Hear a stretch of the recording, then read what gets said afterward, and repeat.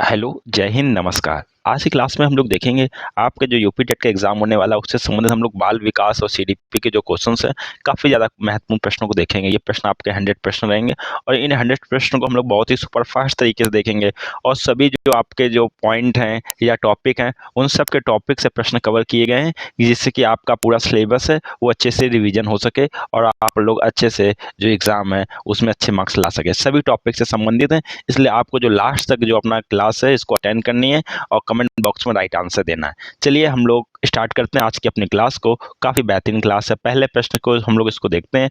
पहला प्रश्न है आपके सामने। पहले प्रश्न में पूछा गया है कि बाल विकास का अर्थ क्या है। ऑप्शन नंबर फर्स्ट में दिया गया है बालक का गुणात्मक एवं परिमाणात्मक परिवर्तन। बी ऑप्शन से बालक का केवल शारीरिक विकास। सी ऑप्शन से बालक का केवल मानसिक विकास और बालक के व्यवहार में परिवर्तन। आपका राइट आंसर क्या हो जाएगा? बाल विकास का अर्थ है तो आप बताएंगे ऑप्शन नंबर फर्स्ट बालक का गुणात्मक और मात्रात्मक परिवर्तन, उसको परिमाणात्मक लिख दिया है। ऑप्शन नंबर फर्स्ट बिल्कुल सही है। नेक्स्ट प्रश्न को देखते हैं कि विकास की प्रक्रिया चलती है केवल बाल्यावस्था तक, केवल किशोरावस्था तक, जीवन पर्यंत। डी ऑप्शन है पौर्णावस्था तक। क्या आपका राइट आंसर हो जाएगा? विकास की प्रक्रिया की बात की जा रही है, आपको राइट आंसर देना है। आपकी जो विकास की प्रक्रिया है ये चलती है आपकी जीवन पर्यंत। ऑप्शन नंबर सी बिल्कुल राइट आंसर है। नेक्स्ट प्रश्न है पूछा गया आपका मस्तिष्कोमुखी विकास का नियम क्या है। ऑप्शन नंबर फर्स्ट है विकास पैर से सिर की ओर होता है। बी ऑप्शन से विकास सिर से पैर की ओर होता है। सी ऑप्शन से आपका विकास केंद्र से बाहर की ओर होता है। डी ऑप्शन से विकास सामान्य से विशिष्ट की ओर होता है। क्या राइट आंसर हो जाएगा आपका?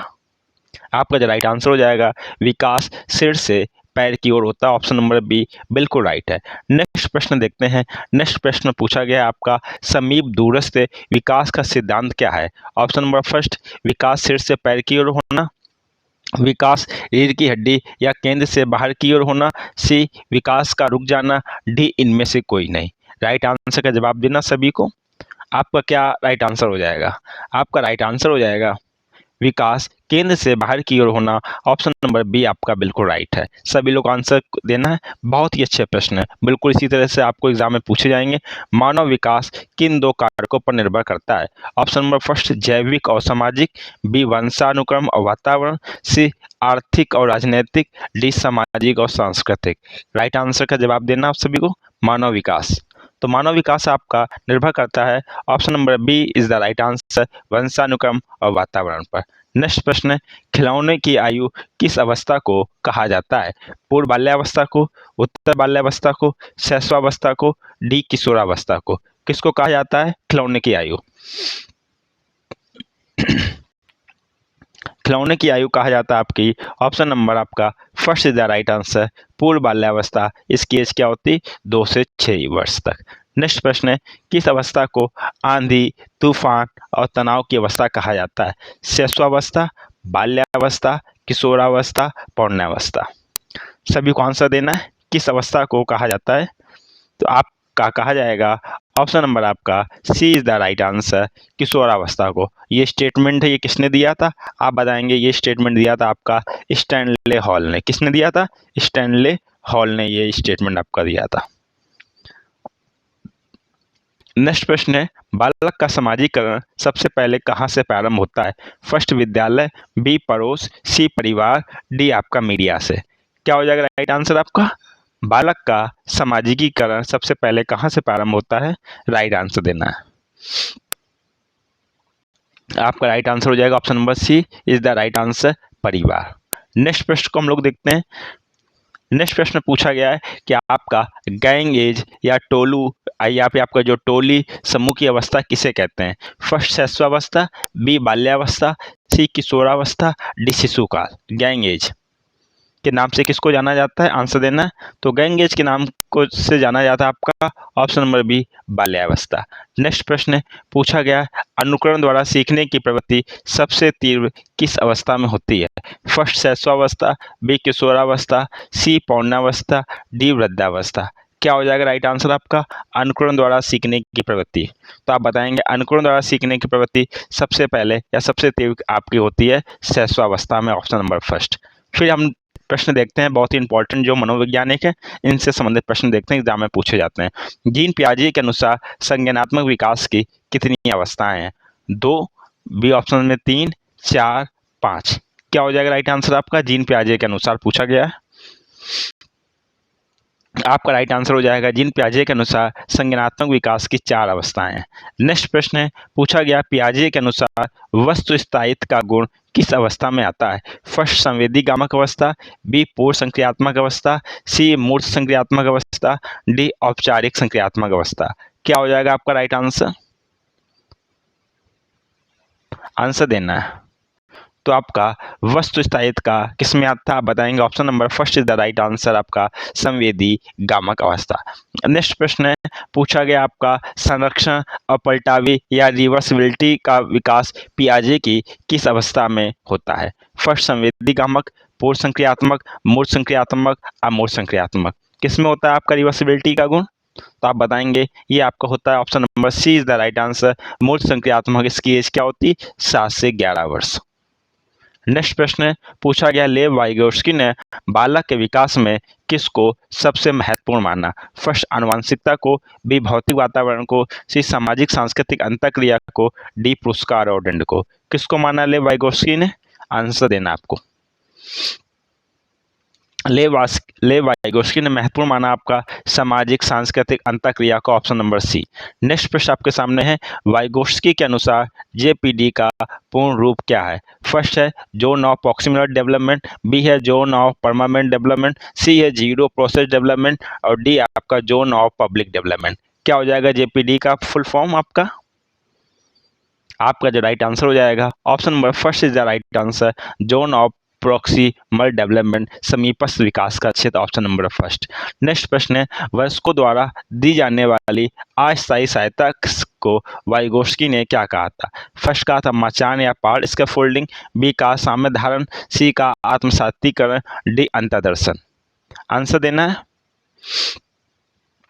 वाइगोर्स्की ने क्या कहा? तो वाइगोर्स्की ने उसको कहा इसका फोल्डिंग, ऑप्शन नंबर फर्स्ट मचाने या पार।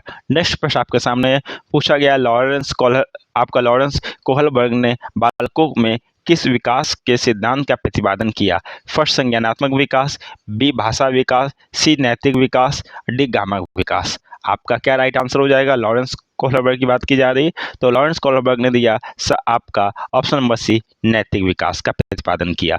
नेक्स्ट प्रश्न को हम लोग देखते हैं। नेक्स्ट प्रश्न में बात की गई है, कोहलबर्ग के अनुसार अच्छा लड़का अच्छा लड़की अभिविन्यास किस स्तर के अंतर्गत आता है? क्या यह पूर्व पारंपरिक स्तर के अंतर्गत आता है, बी पारंपरिक स्तर के अंतर्गत आता है, सी उत्तर पारंपरिक स्तर, डी इनमें से कोई नहीं। क्या हो जाएगा आपका राइट आंसर? ये आपका आ जाएगा ऑप्शन नंबर आपका B is the right answer, पारंपरिक स्तर के अंतर्गत आता है। नेक्स्ट प्रश्न है, पियाजे के अनुसार जब बच्चा पुरानी योजनाओं में नई जानकारी को शामिल करता है तो उसे क्या कहते हैं? क्या समायोजन, आत्मसातीकरण, सी संगठन, डी केंद्रीकरण। क्या कहते हैं? आंसर देना है आपको। उसको कहते हैं option number B is the right answer, आत्मसातीकरण। ऑप्शन नंबर बी आपका बिल्कुल राइट है। अमूर्त तार्किक चिंतन किस अवस्था की विशेषता है? फर्स्ट मूर्त संक्रियात्मक की, बी औपचारिक संक्रियात्मक की, सी पूर्व संक्रियात्मक की, डी संवेदी गामक की। क्या राइट आंसर आपका हो जाएगा? अमूर्त तार्किक चिंतन। आपका राइट आंसर हो जाएगा अमूर्त तार्किक चिंतन आपकी अवस्था है औपचारिक संक्रियात्मक अवस्था, ऑप्शन नंबर बी। नेक्स्ट प्रश्न आपके सामने है, अधिगम का शिक्षा में मुख्य उद्देश्य क्या है? फर्स्ट परीक्षा पास करना, बी व्यवहार में परिमार्जन या परिवर्तन लाना, सी नौकरी पाना, डी रटना। क्या हो जाएगा आपका राइट आंसर? अधिगम का शिक्षा में उद्देश्य, तो आपका हो जाएगा राइट आंसर व्यवहार में परिमार्जन या परिवर्तन लाना, ऑप्शन नंबर बी। नेक्स्ट प्रश्न है, प्रयास एवं त्रुटि का सिद्धांत किसने दिया? पावलोव ने, स्किनर ने, थॉर्नडाइक ने, कोहलर ने। किसने दिया बताना है। आपका दिया थॉर्नडाइक ने, ऑप्शन नंबर सी। नेक्स्ट प्रश्न है, थॉर्नडाइक के अधिगम के मुख्य नियमों की संख्या कितनी थी? 3 थी, 5 थी, 7 या फिर 4। आंसर देना। थॉर्नडाइक के अधिगम के मुख्य नियमों की संख्या कितनी थी? आप बताएंगे मुख्य नियमों की संख्या थी 3। नेक्स्ट प्रश्न को हम लोग देखेंगे, उससे पहले कहेंगे जो भाई बहन फर्स्ट टाइम अपने परिवार से जुड़े हैं, अगर अभी तक अपने परिवार के चैनल को सब्सक्राइब ना किया हो, चैनल को सब्सक्राइब कर लें, जिससे क्लास का नोटिफिकेशन उनको समय से मिल जाए और वो लोग क्लास ज्वाइन कर सकें। नेक्स्ट प्रश्न आपके सामने है, शास्त्रीय अनुबंधन सिद्धांत के प्रतिपादक कौन थे? क्या ये B.F. स्किनर थे, इवान पावलोव थे, J.B. वाटसन थे या आपके कुर्ट लेविन थे? क्या हो जाएगा आपका शास्त्रीय अनुबंधन सिद्धांत? तो आपका राइट आंसर हो जाएगा शास्त्रीय अनुबंधन सिद्धांत के प्रतिपादक थे आपके इवान V. पावलोव। नेक्स्ट प्रश्न है, पावलोव के प्रयोग में लार का आना कौन सी अनुक्रिया है? क्या यह अनुबंधित अनुक्रिया है, B. स्वाभाविक अनुक्रिया है, C. कृत्रिम अनुक्रिया है, D. इनमें से कोई नहीं? क्या हो जाएगा आपका राइट आंसर? पावलोव के प्रयोग में लार का आना। आपका राइट आंसर हो जाएगा, ये आपकी कैसी है? आपकी स्वाभाविक क्रिया है। Option number B right answer. क्रिया प्रसूत अनुबंधन सिद्धांत किसने प्रतिपादित किया? थॉर्नडाइक ने, स्किनर ने, पावलोव या फिर हल? क्या हो जाएगा राइट आंसर आपका? क्रिया प्रसूत अनुबंधन सिद्धांत, ये किया आपका स्किनर ने। ऑप्शन नंबर बी बिल्कुल राइट है। नेक्स्ट प्रश्न को देखते हैं, बहुत ही बेहतरीन प्रश्न है। पूछा गया, सूर्य या अंतर्दृष्टि का सिद्धांत किस मनोवैज्ञानिक ने दिया? क्या यह कॉलर ने दिया या स्किनर ने दिया या पावलोव या वुडवर्थ? सूर्य या अंतर्दृष्टि का सिद्धांत किसने दिया, बताना आपको। ये सिद्धांत आपका दिया, इनसाइड थ्योरी आपकी दी कॉलर ने। Option number first. नेक्स्ट प्रश्न में हम लोग देख रहे हैं, अधिगम का सामाजिक अधिगम सिद्धांत किसने दिया? अल्बर्ट बंडूरा, ब्रूनर, गैने या फिर आपका कुर्ट लेविन ने? किसने दिया आपका अधिगम का सामाजिक अधिगम सिद्धांत? ये सिद्धांत आपका दिया अल्बर्ट बंडूरा ने। नेक्स्ट प्रश्न है, पूछा गया, अधिगम का सोपानिकी सिद्धांत किसने दिया, जिसमें 8 चरण होते हैं? गैने, ब्लूम, थॉर्नडाइक, स्किनर? किसने दिया? आंसर देना है। आपका आंसर है गैने। Option number first. नेक्स्ट प्रश्न है, जब पूर्व में सीखा गया ज्ञान अधिगम में बाधा उत्पन्न करता है उसे क्या कहते हैं? सकारात्मक स्थानांतरण, नकारात्मक स्थानांतरण, शून्य स्थानांतरण, द्विपार्श्विक स्थानांतरण? क्या कहते हैं? आंसर देना। तो उसको हम लोग कहते हैं, बाधा उत्पन्न करता है तो नकारात्मक स्थानांतरण कहते हैं। Option number B. नेक्स्ट प्रश्न है, पूछा गया, बुद्धि का एक कारक सिद्धांत किसने दिया? फर्स्ट स्पीयरमैन ने, बी अल्फ्रेड बी ने, सी थर्स्टन, डी थॉर्नडाइक? किसने दिया आपका एक कारक सिद्धांत? आंसर देना है। ये एक कारक सिद्धांत आपका दिया ऑप्शन नंबर बी अल्फ्रेड बिने ने। नेक्स्ट प्रश्न है, पूछा गया, बुद्धि का द्विकारक सिद्धांत किसने दिया? क्या गिलफोर्ड ने दिया, स्पीयरमैन ने दिया, कैटल ने दिया या फिर आपका बिने ने दिया? आपका क्या राइट आंसर हो जाएगा? बुद्धि का द्विकारक सिद्धांत। तो बुद्धि का द्विकारक सिद्धांत आपका दिया ऑप्शन नंबर आपका B is the right answer, Spearman ने। आपका बहुबुद्धि, क्या बहुबुद्धि सिद्धांत किसने दिया? हार्वर्ड गार्डनर ने, स्टर्नबर्ग ने, थर्स्टन ने या बिने ने? क्या हो जाएगा आपका राइट आंसर?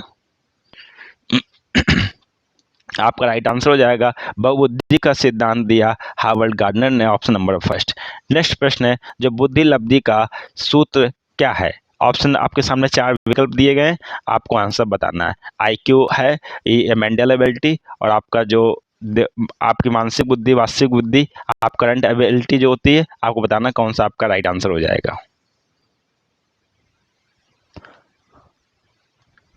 आपका जो राइट आंसर हो जाएगा, IQ = आपका होता है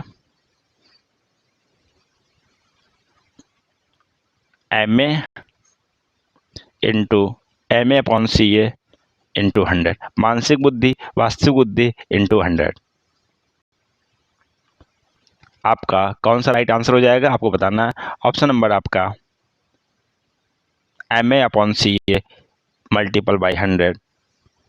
ऑप्शन नंबर फर्स्ट बिल्कुल राइट है। मानसिक आयु का समप्रत्यय सबसे पहले किसने दिया? टर्मन ने दिया, स्टर्न ने दिया, बिने साइमन ने दिया, थॉर्नडाइक ने दिया? किसने दिया आपका मानसिक आयु का समप्रत्यय निकालने का या फॉर्मूला किसने दिया? आपका दिया बिने साइमन ने। Option number first. और ये कब दिया आप बताएंगे? 1908 में। नेक्स्ट प्रश्न आपके सामने है, पूछा गया, टर्मन के अनुसार समान बुद्धि वाले बालक की बुद्धि लब्धि कितनी होती है? फर्स्ट 140 से अधिक, बी 90 से 109, सी 80 से 89, डी 70 से कम? क्या हो जाएगा आपका राइट आंसर? समान बुद्धि वाले बालक की बुद्धि लब्धि आपकी होती है 90 से 109। नेक्स्ट प्रश्न है, पूछा गया, तरल एवं ठोस बुद्धि का सिद्धांत किसने दिया? RB Cattell, Thurstone, Guilford, Skinner? किसने दिया आपका? तरल ठोस बुद्धि का सिद्धांत, ये आपका दिया आरबी कैटल ने, ऑप्शन नंबर फर्स्ट। नेक्स्ट प्रश्न आपके सामने पूछा गया, पर्सनालिटी शब्द की उत्पत्ति लैटिन भाषा के किस शब्द से हुई? फर्स्ट पर्सन, बी पर्सोना, सी पर्सनल, डी इनमें से कोई नहीं। पर्सनालिटी शब्द बताना है आपको। पर्सनालिटी शब्द की आपकी जो उत्पत्ति हुई लैटिन भाषा के पर्सोना, जिसका अर्थ क्या होता है? मुखौटा। नेक्स्ट प्रश्न है, व्यक्तित्व का अंतर्मुखी और बहिर्मुखी वर्गीकरण किसने किया? फ्रायड ने किया, कार्ल जुंग ने किया, आलपोर्ट ने, क्रस्मर ने। किसने किया? आंसर देना है। ये आपका किया, option number B is the right answer, Carl Jung. Next प्रश्न आपके सामने है, मनोविश्लेषणवादी सिद्धांत के जनक कौन है? सिगमंड फ्रायड, एडलर, सी आपका युंग, डी वाटसन। क्या हो जाएगा राइट आंसर आपका? मनोविश्लेषणवादी सिद्धांत के जनक कौन है? आपका राइट आंसर हो जाएगा सिगमंड फ्रायड। नेक्स्ट प्रश्न आपके सामने है, पूछा गया आपका समावेशी शिक्षा का मुख्य उद्देश्य क्या है?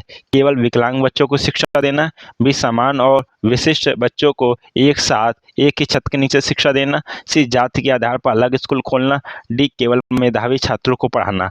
आपका क्या राइट आंसर हो जाएगा? समावेशी की बात की गई है।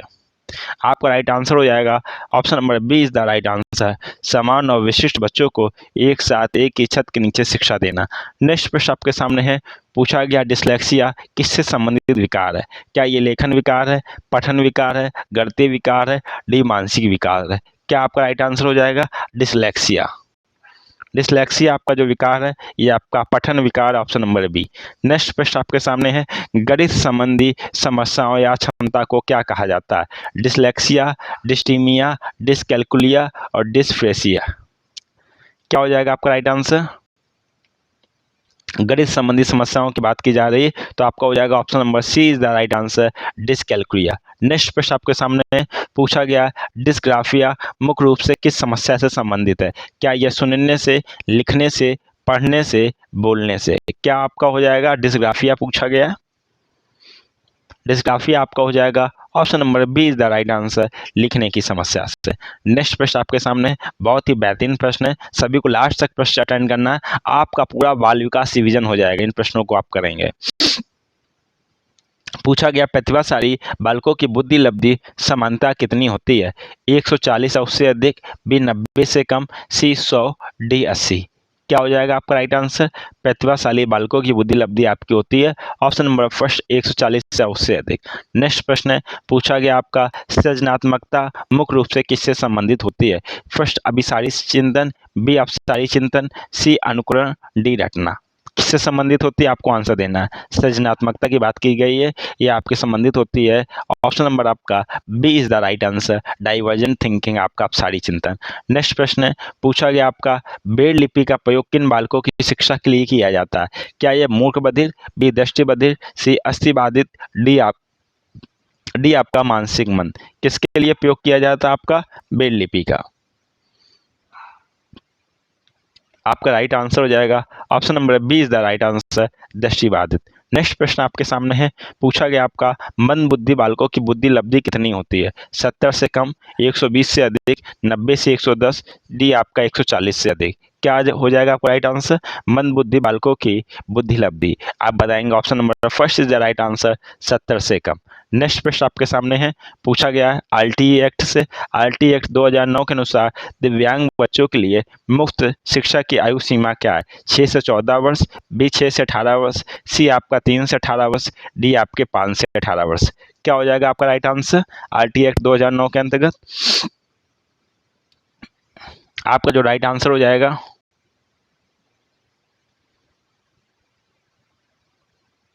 आपका आंसर देना है। आपका समान बच्चों के लिए जो मुफ्त दिव्यांग बच्चों की बात की गई है तो दिव्यांग बच्चों के लिए जो आयु सीमा है वो आपकी 6 से 18 वर्ष तक, जबकि आपके जो समान बच्चे हैं उनके लिए आयु सीमा क्या है आरटी एक्ट में? तो आप बताएंगे 6 से 14 वर्ष तक। कितनी? 6 से 14 वर्ष तक। और लेकिन दिव्यांग बच्चों के लिए 6 से 18 वर्ष तक इंपॉर्टेंट है। और इसमें प्रश्न भी अच्छा पूछ लिया गया, दिव्यांग पूछ लिया, सामान्य नहीं पूछा है, क्योंकि अधिकांश सब बच्चे 6 से 14 वर्ष याद करते हैं, लेकिन प्रश्न को ध्यान से पढ़ा, प्रश्न घुमा दिया, दिव्यांग दे दिया। नेक्स्ट प्रश्न है पूछा गया आपका वंचित वर्ग के बच्चों की शिक्षा की मुख्यधारा में शामिल करने के लिए स्कूल में कैसी व्यवस्था होनी चाहिए? पृथक कक्षाएं, भेदभावपूर्ण कक्षाएं, समावेशी वातावरण, डी अलग विद्यालय। क्या हो जाएगा आपका राइट आंसर? आपका राइट आंसर हो जाएगा option number C is the right answer, समावेशी वातावरण होना चाहिए। नेक्स्ट प्रश्न को हम लोग देख रहे हैं, पूछा गया आपका अभिप्रेरणा का पदानुक्रमिक आवश्यकता सिद्धांत किसने दिया? मैस्लो ने दिया, मैगी लैंड ने दिया, एक्सलर ने दिया, थॉर्नडाइक ने दिया। क्या हो जाएगा आपका राइट आंसर? अभिप्रेरणा का तो अब ये जो सिद्धांत दिया आपका मैस्लो ने दिया, अब्राहम मैस्लो ने। नेक्स्ट प्रश्न है निम्नलिखित में से कौन सा आंतरिक अभिप्रेरणा का उदाहरण है? फर्स्ट, पुरस्कार के लिए पढ़ना, बी डांट से बचने के लिए गृह कार्य करना, सी आपका ज्ञानार्जन और रुचि के लिए पढ़ना, डी प्रशंसा पाने के लिए पढ़ना। क्या आपका आंतरिक अभिप्रेरणा हो जाएगा, आंतरिक मोटिवेशन हो जाएगा? आंसर देना है। आपका राइट आंसर हो जाएगा ऑप्शन नंबर सी, ज्ञानार्जन और रुचि के लिए पढ़ना। नेक्स्ट प्रश्न आपके सामने, मैकडूगल के अनुसार मनुष्य में कितनी मूल प्रवृत्तियां पाई जाती हैं? फर्स्ट 10, 12, 14, 16। क्या कौन सा विकल्प आपका सही हो जाएगा? मूल प्रवृत्तियों की बात की गई है तो मैकडूगल ने बताया ऑप्शन नंबर सी, 14 मूल प्रवृत्तियां पाई जाती हैं। नेक्स्ट प्रश्न आपके सामने पूछा गया आपका भय संवेग। भय संवेग से कौन सी मूल प्रवृत्ति जुड़ी है? फर्स्ट आपका युयुत्सा, बी पलायन, सी निर्वृत्ति, डी जिज्ञासा। आपका क्या राइट आंसर हो जाएगा? आपका भय संवेग। तो भय संवेग से आपकी जुड़ी होती है पलायन, ऑप्शन नंबर बी। नेक्स्ट प्रश्न आपके सामने है, संवेग और संज्ञान के बीच कैसा संबंध होता है? फर्स्ट, एक दूसरे से पूरी तरह अलग होता है, बी एक दूसरे से सन्निहित या अंतर संबंधित होता है, सी संज्ञान संवेग से स्वतंत्र है, डी इनमें से कोई नहीं। आपका क्या राइट आंसर हो जाएगा? संवेग और संज्ञान के बीच में कैसा संबंध होता है? एक दूसरे से अंतर संबंधित होता है, ऑप्शन नंबर बी। नेक्स्ट प्रश्न आपके सामने है, पूछा गया अभिप्रेरणा चक्र मोटिवेशन सर्किल का सही तार्किक क्रम क्या है? आवश्यकता, ड्राइव, प्रोत्साहन, बी या प्रोत्साहन, आवश्यकता, प्रणोद, सी आपका प्रणोद मतलब ड्राइव उसको बोलते हैं, प्रोत्साहन, आवश्यकता, डी इनमें से कोई नहीं। क्या हो जाएगा अभी आपका अभिप्रेरणा या मोटिवेशन सर्किल का सही क्रम आपका क्या होगा? आंसर देना है। सबसे पहले क्या होगी? सबसे पहले किसी चीज़ की आवश्यकता होगी, फिर उसके प्रति कार्य करने के आपको जो ड्राइव है, प्रेरणा उत्पन्न होगा, फिर प्रोत्साहन मिलेगा। आपका ऑप्शन नंबर फर्स्ट बिल्कुल आपका राइट आंसर है। नेक्स्ट प्रश्न आपके सामने है, मूल प्रवृत्तियों का सिद्धांत किसने दिया? William James, William McDougall, Woodworth, Watson. मूल प्रवृत्तियों का सिद्धांत आपका दिया William McDougall, option number B. प्रोत्साहन का सिद्धांत किसने दिया आपको बताना है। क्या ये बोल्स काउफमैन ने दिया, मैस्लो ने दिया, स्किनर या फिर हल ने दिया? प्रोत्साहन का सिद्धांत आपका जो प्रोत्साहन का सिद्धांत है ये आपका दिया option number first is the right answer, Bowles Kaufman, option number first. Next प्रश्न आपके सामने है, उपलब्धि अभिप्रेरणा की बात की गई है, उपलब्धि अभिप्रेरणा का सिद्धांत किसने दिया? डेविड मैगीलैंड ने, बी मैस्लो ने, सी थॉर्नडाइक, डी फ्राइड ने। किसने दिया आपका उपलब्धि अभिप्रेरणा? तो ये आपका दिया ऑप्शन नंबर फर्स्ट, डेविड मैकीलैंड ने। नेक्स्ट प्रश्न आपका बहा अभिप्रेरणा में शामिल है। क्या प्रशंसा और दोषारोपण, बी प्रतिद्वंदिता, सी पुरस्कार और दंड, डी उपरोक्त सभी। क्या हो जाएगा आपका राइट आंसर? आपका बहा अभिप्रेरणा में ये सभी चीज़ शामिल है, ऑप्शन नंबर डी बिल्कुल राइट है। फिर नेक्स्ट प्रश्न को हम लोग देखेंगे, शिक्षण विधियां हैं, एनसीएफ एनईपी से संबंधित प्रश्न है। सबसे पहले हम लोग बात करेंगे कि किंडरगार्टन शिक्षण पद्धति के जनक कौन है। फर्स्ट मॉन्टेसरी, बी फ्रॉबेल, सी आर्मस्ट्रॉन्ग, डी आपका जॉन डीवी। क्या हो जाएगा आपका राइट आंसर? किंडरगार्टन की बात की गई है तो कौन है इसके जनक आप बताएंगे, option number B is the right answer, Froebel. Next प्रश्न है, प्रोजेक्ट विधि के प्रतिपादक कौन थे? किलपैट्रिक थे, सुकरात, अरस्तु, डाल्टन। कौन है आपके प्रोजेक्ट विधि के प्रतिपादक? आंसर देना है। तो आपके प्रोजेक्ट विधि के प्रतिपादक हैं, option number first is the right answer, Kilpatrick. Next प्रश्न आपके सामने है, पूछा गया आपका ह्यूरिस्टिक विधि या खोज विधि के जनक कौन है? आपका H E. Armstrong, B Plato, C Skinner, D Pestalozzi. Right answer क्या हो जाएगा आपका ह्यूरिस्टिक विधि के? तो आप बताएंगे आर्मस्ट्रॉन्ग, ऑप्शन नंबर फर्स्ट बिल्कुल राइट आंसर है। नेक्स्ट प्रश्न है, शिक्षण की आगमन विधि में बढ़ा जाता है नियम से उदाहरण की ओर, बी उदाहरण से नियम की ओर, सी अमूर्त से मूर्त की ओर, डी समान से विशिष्ट की ओर। क्या आपका राइट आंसर हो जाएगा? शिक्षण की आगमन विधि में बढ़ा जाता है आपका उदाहरण से नियम की ओर, ऑप्शन नंबर बी। नेक्स्ट प्रश्न आपका, सतत एवं व्यापक मूल्यांकन का मुख्य उद्देश्य क्या है? बच्चों के केवल शैक्षिक बच्चों को जानना, बी बच्चों के विकास के साथ शैक्षिक और शैक्षिक दोनों पक्षों का मूल्यांकन करना, सी बच्चों में फेल या पास करना, डी सत्र के अंत में परीक्षा लेना। क्या हो जाएगा? सतत एवं व्यापक मूल्यांकन। Option number B is the right answer. बच्चों के विकास के साथ शैक्षिक और शैक्षिक दोनों पक्षों का मूल्यांकन करना। नेक्स्ट प्रश्न है, आरटी एक्ट 2009 पूरे देश में कब लागू हुआ? ऑप्शन नंबर फर्स्ट 1 अप्रैल 2009, बी 1 अप्रैल 2010, सी 15 अगस्त 2009, डी 26 जनवरी 2010। कब लागू हुआ? आंसर देना है। आरटी एक्ट लागू कब हुआ? तो आप बताएंगे 1 अप्रैल 2010, ऑप्शन नंबर बी। नेक्स्ट प्रश्न है आपका, आरटी एक्ट 2009 के तहत प्राथमिक स्तर पर शिक्षक छात्र अनुपात क्या होना चाहिए? प्राथमिक स्तर की बात की गई है। फर्स्ट 1:30, बी आपका है 1:35, सी है आपका 1:40, डी आपका 1:25। क्या हो जाएगा आपका? तो आपका शिक्षक छात्र अनुपात ऑप्शन नंबर फर्स्ट बिल्कुल राइट है, 1:30, मतलब 30 बच्चों पर एक शिक्षक। नेक्स्ट प्रश्न आपके सामने पूछा गया, एनसीएफ 2005 का मुख्य सूत्र या सिद्धांत क्या है? शिक्षा रटने के साथ, बी शिक्षा बिना बोझ के, सी कठिन परीक्षा प्रणाली, डी शिक्षक केंद्रित शिक्षा। क्या आपका हो जाएगा एनसीएफ 2005 के अनुसार? आंसर देना है। तो आपका हो जाएगा यशपाल समिति की एक सिफारिश से शिक्षा बिना बोझ के, ऑप्शन नंबर बी बिल्कुल राइट है। नेक्स्ट प्रश्न आपके सामने है, पूछा गया प्रगतिशील शिक्षा के समर्थक कौन थे? फर्स्ट जॉन डीवी, बी फ्रॉडिक आपका फ्रेडरिक फ्रोबेल, सी स्किनर, डी आपका थार्नडाइक। क्या आपका राइट आंसर हो जाएगा? आंसर देना प्रगतिशील शिक्षा। तो जॉन डीवी आपको बिल्कुल राइट आंसर हो जाएंगे, प्रगतिशील शिक्षा के समर्थक थे। नेक्स्ट प्रश्न आपके सामने है, जो आपकी नई शिक्षा नीति है उससे संबंधित है। राष्ट्रीय शिक्षा नीति 2020 में स्कूली शिक्षा का नया ढांचा क्या है? क्या 10+2 है? क्या आपका 5+3+3+4 है? क्या आपका 5+3+4+2 है? डी आपका 8+4+2 है। क्या आपका राइट आंसर हो जाएगा? एनईपी का नया ढांचा आपका क्या है? तो एनईपी का नया ढांचा आपका है 5+3+3+4, ऑप्शन नंबर बी आपका बिल्कुल राइट है। नेक्स्ट प्रश्न आपके सामने है, कुछ महत्वपूर्ण स्टेटमेंट है, कथन है, जो एग्जाम में डायरेक्ट पूछे जाते हैं, उनको हम लोग देखते हैं। सबसे पहले प्रश्न आपका सामने है, मुझे नवजात शिशु दे दो, तुम उसे जो चाहो डॉक्टर वकील चोर बना सकता हूँ। मतलब मैं उसे जो चाहूँ उसको डॉक्टर वकील चोर बना सकता हूँ। यह कथन किसका है? क्या ये कथन वाटसन का है, वुडवर्थ का है, स्किनर का है, फ्राइड का है? ये स्टेटमेंट किसका है? आंसर देना है। ये स्टेटमेंट आपका है ऑप्शन नंबर आपका first is the right answer, Watson का। नेक्स्ट प्रश्न आपके सामने है कि शैशवावस्था सीखने का आदर्श काल है। यह स्टेटमेंट किसका है? आंसर देना है। वैलेंटाइन का है, Watson, crow and crow, Adler. Answer देना आपका। शैशवावस्था सीखने का आदर्श काल है, ये स्टेटमेंट आपका है वैलेंटाइन का है, ऑप्शन नंबर फर्स्ट। नेक्स्ट प्रश्न है, बालक एक ऐसी पुस्तक है जिसका शिक्षक को आद्योपांत अध्ययन करना चाहिए। यह कथन किसका है? प्लेटो का, अरस्तु का, सी रूसो का, डी रॉस का। क्या हो जाएगा आपका राइट आंसर? ये स्टेटमेंट आपका है रूसो का, ऑप्शन नंबर आपका C is the right answer. Next प्रश्न है, आपकी पुस्तक है एमिली, पुस्तक के लेखक कौन है? First John Dewey, B Rousseau, C Plato, D सुकरात। क्या हो जाएगा आपका राइट आंसर? एमिली पुस्तक के लेखक। तो आप बताएंगे एमिली पुस्तक लेखक कौन है? फर्स्ट आपका है Rousseau, option number B. Next प्रश्न आपके सामने, बुद्धि कार्य करने की एक विधि है, यह परिभाषा किसने दी? फर्स्ट है वुडवर्थ, बी टर्मन, सी स्टर्न, डी थार्नडाइक। क्या हो जाएगा आपका राइट आंसर? बुद्धि कार्य करने की एक विधि है, तो आपका राइट आंसर हो जाएगा। ये स्टेटमेंट किसने दी? आपकी वुडवर्थ ने।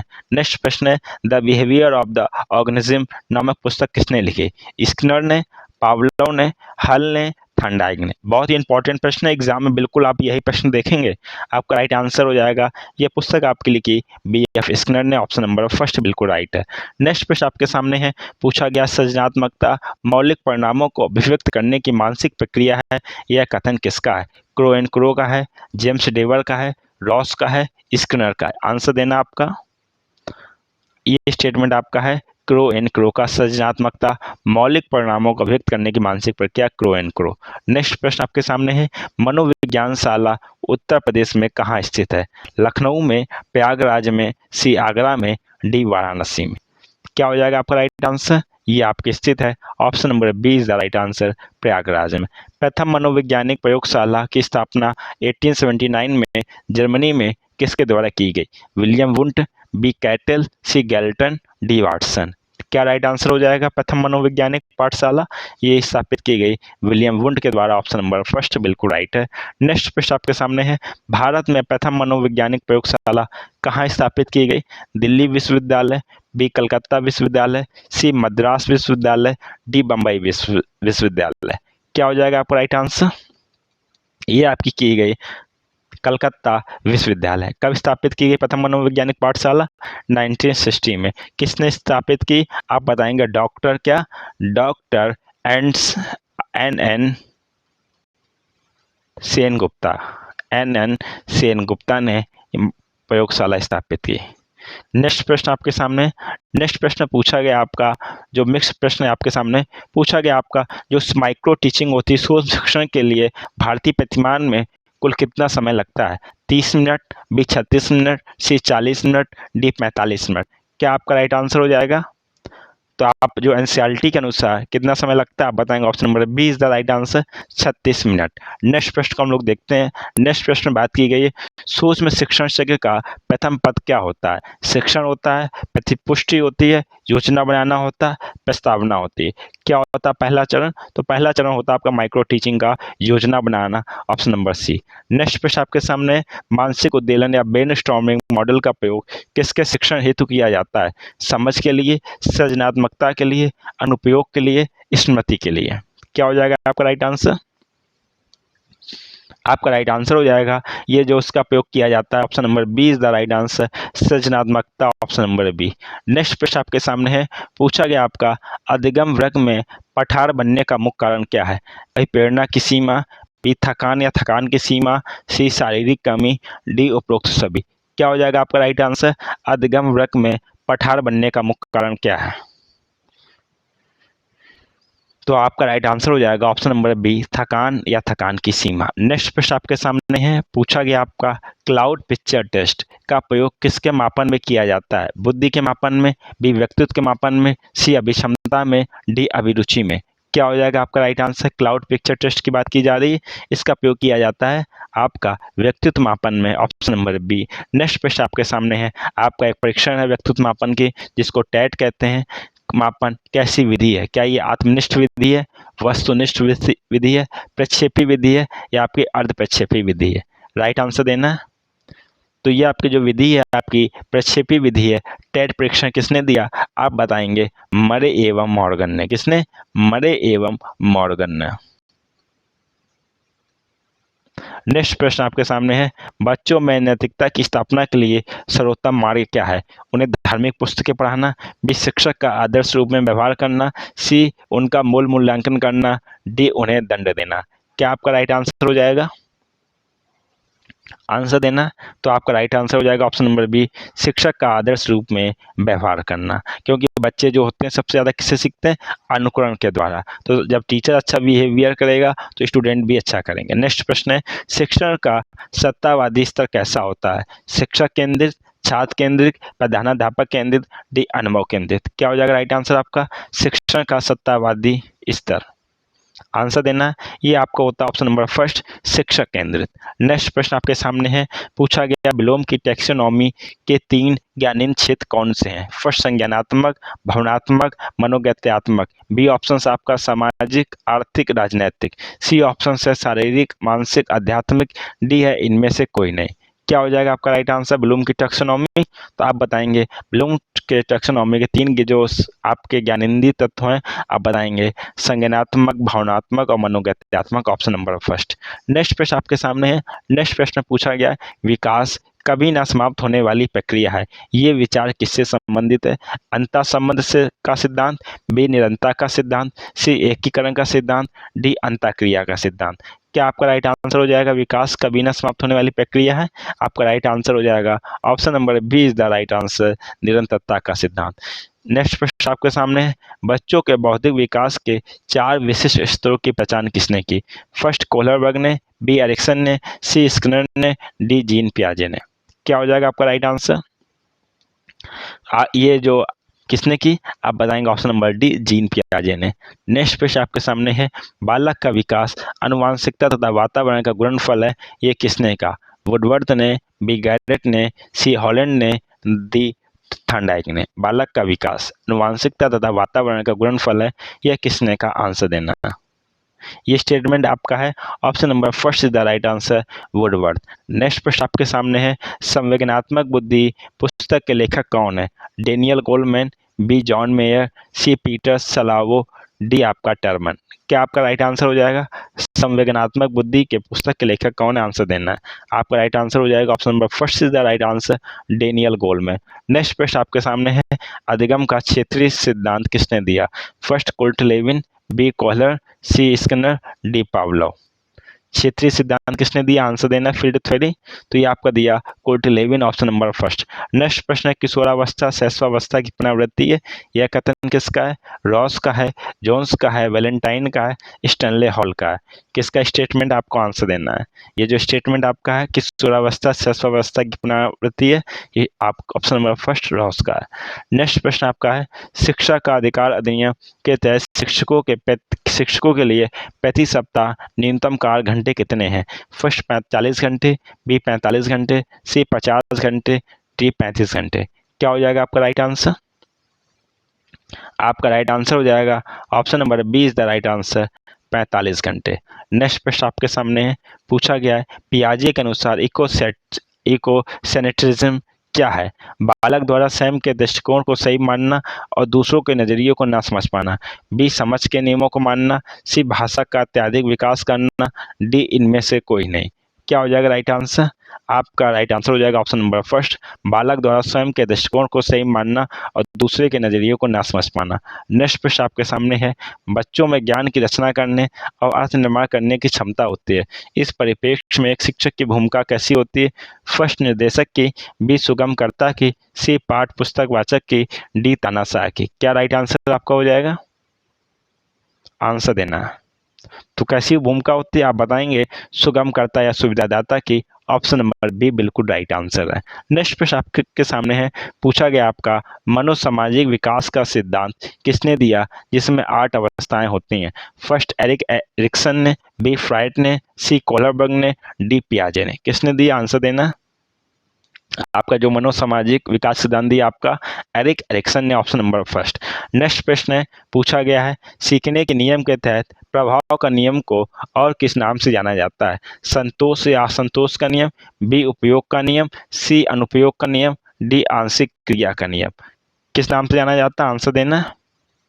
तो इसको जाना जाता है आपका option number first is the right answer, संतोष तथा असंतोष का नियम, option number first. Dear student, आज की क्लास में हम लोगों ने टॉप 100 प्रश्नों को किया है, जो कि काफ़ी ज़्यादा महत्वपूर्ण एग्जाम में डायरेक्ट पूछे जाएंगे। जो भी मनोवैज्ञानिक की स्टेटमेंट है इनको कॉपी में नोट डाउन कर लेना, क्योंकि एग्जाम में बिल्कुल यही आपके स्टेटमेंट पूछे जाएंगे। बिल्कुल इसी तरह से या फिर आप ऑप्शन को एलिमिनेट कर लेंगे, काफ़ी अच्छे स्टेटमेंट आपके एग्जाम में डायरेक्ट प्रश्न पूछे जाएंगे। और आपसे कहूँगा आप लोग कमेंट बॉक्स में अपना स्कोर जरूर शेयर कीजिए, तथा किसी टॉपिक से आपको समस्या हो तो टॉपिक भी आप कमेंट बॉक्स में मेंशन कीजिए, जिससे हम लोग उसको उस टॉपिक को अच्छे से कंप्लीट कर सकें और आपका कोई भी प्रश्न आपका गलत ना हो। और आपसे कहूँगा जो भाई बहन फर्स्ट टाइम क्लास से जुड़े हैं, अगर अभी तक अपने परिवार के चैनल को सब्सक्राइब ना किया और चैनल को सब्सक्राइब कर लें, क्लास अच्छी लगी तो लाइक कर दें, तब अपने फ्रेंडों के साथ में शेयर करना बिल्कुल भी ना भूलें। और आप लोग प्लेलिस्ट में जाना, वहाँ आप लोग क्लास ज्वाइन कर सकते हैं। आपको किसी भी टॉपिक संबंधित हो, हिंदी का, ईवीएस का, पर्यावरण का, मनोविज्ञान का, और भी कोई भी प्रश्न आपका हो, वहाँ से कोई भी क्लास हो आप देख सकते हैं। इसी के साथ में आपसे मुलाकात होगी नेक्स्ट क्लास में। तब तक के लिए आप लोग खुश रहिए, मस्त रहिए। जय हिंद, वंदे मातरम।